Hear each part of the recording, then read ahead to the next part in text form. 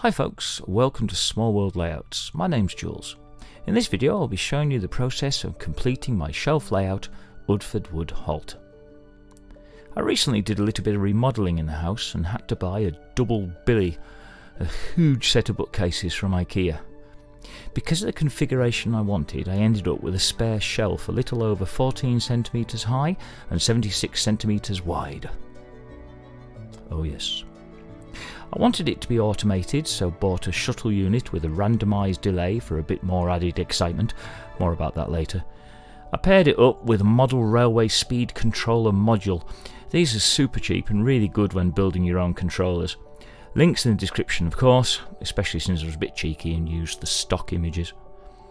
Now I'm no genius with wiring, but shuttle units are fairly simple to wire up. However, you do spend an awful lot of time wondering whether the unit is broken, whether you've wired it wrong, forgot to switch it on, didn't plug it in properly, reversed the polarity, screwed the wrong wire into the wrong terminal, day ending into a Y, wrong sort of electricity until finally... Phew. At this point the inspectors moved in. The observant amongst you may notice that the wiring has swapped sides. Not only that, but I relayed the track twice as I wasn't happy with the cut and the bend of the arc. Anyhow, it passed Grand Devil inspection and Thomas was deemed very useful.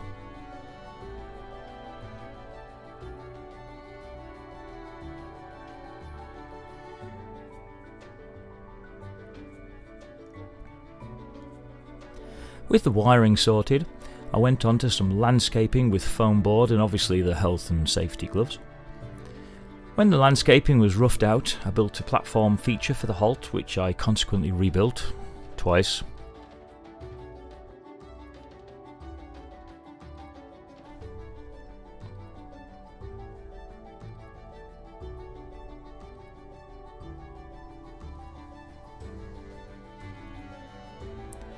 After much deliberation, I treated myself to an airbrush recently. This was the first time I've used one, and for weathering the track it was really good.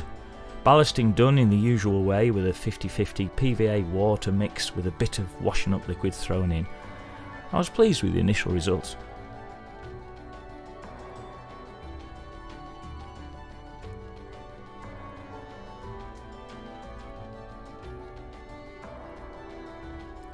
Picasso Grand Devil was called in to paint the back scene. Note the careful mixing of the paints. But it did look good when it was attached. I went back later with the airbrush to have a mess with some clouds and that turned out pretty good. Have a look later.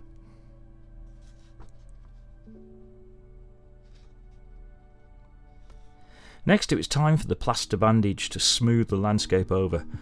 Note the random scrap lumps on the right and also the detachable section for removal of the control box. Definitely a fortuitous decision.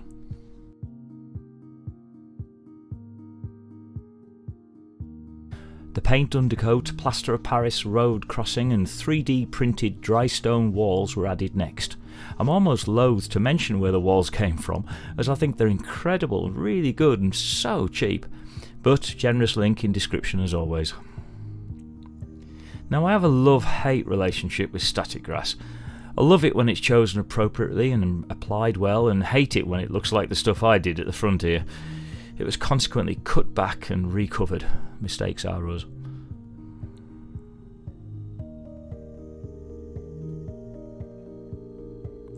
The road crossing was tested and adapted many times to promote smooth crossing from different rolling stock.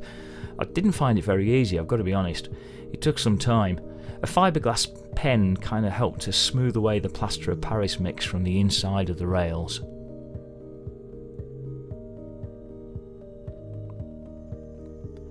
Now Picasso Grand Devil returned for painting duties. Now joking aside, look at that concentration and care with a paintbrush from a 4-year-old. Great fashion sense as well. Good lad.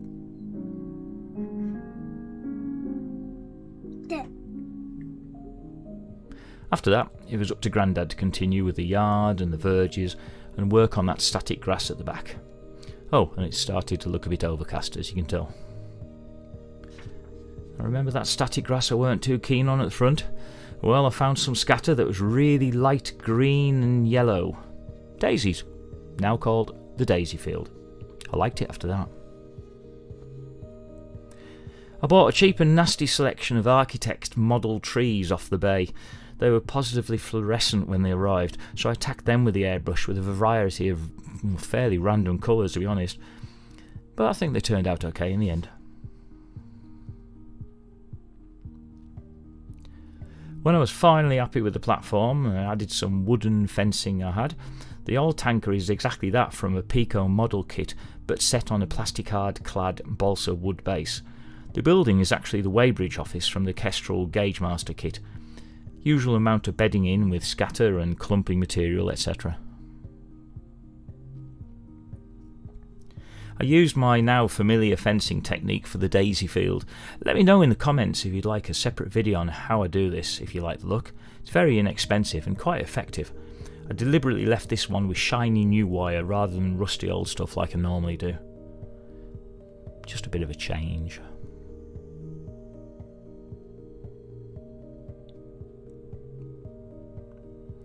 Now, I reckon I'm fairly artistic, if you like, but no real artist, if you get what I mean. But I did want to try a perspective painting of the road and wall going off into the distance. I drew the perspective line on in pencil first and then painted it with the addition of a little bit of scatter material where the verge would be. Now, I love lighting on a layout. On this one I wanted some old style lanterns. I'm aware they are a bit overscale, but I like the look of them and they were very cheap. Also, I wanted a fire effect in the building. The flashing LED was later swapped out for a proper fire effect relay type setup. It avoided turning Udford Wood into a red light district, not the desired effect.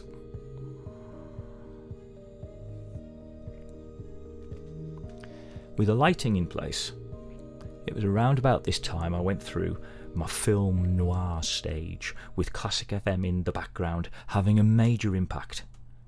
See what you think.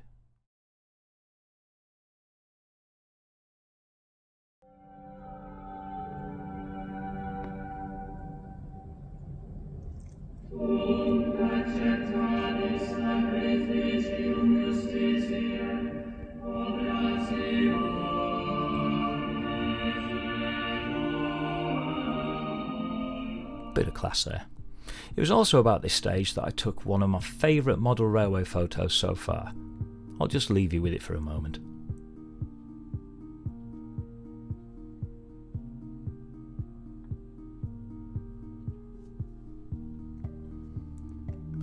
I started to add the finishing details. Oh well. Any road, ladders, train wheels, planks lying around. I also built the ratio yard crane kit. That was not easy. Had a little bit of modifications. And then I turned my thought to animals. Now, I like a painting challenge. Engage ducks, engage seagulls, but how about an engaged squirrel? An engaged rabbits? Yes, thank you, Mr. P.D. Marsh. A bit mad and very tiny. In fact, they were so small they were really hard to photograph and film in focus. Some foxes joined the menagerie, and all will be really good fun to spot on exhibition, I'm sure. Now, talking of exhibitions, I wanted a different lighting setup for this layout, and I wanted to build in the lights. I constructed a lid from 9mm ply and stuck 2 rows of LED lighting strip onto the underside, wired it up, and got, yeah, beautiful purple lights, looking like an aquarium. But one quick rewire later, much better. It was more or less time to move it into its allotted space on the shelf, and it fitted like a dream, kinda. But I do feel I kinda need a rear view mirror attached to the computer desk I work at, as the layout is behind me, so I kinda keep interrupting work to turn and watch the trains go by. Udford Wood is a real place near where I was born. Sadly, no railway until now. Finally, a few scenes for you from Udford Wood Halt.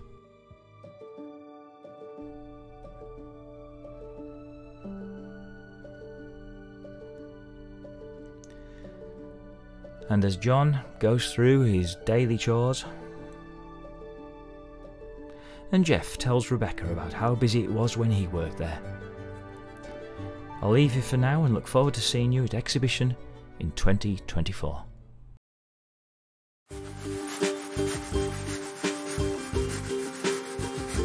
Thanks for watching, and please click like and subscribe to the channel.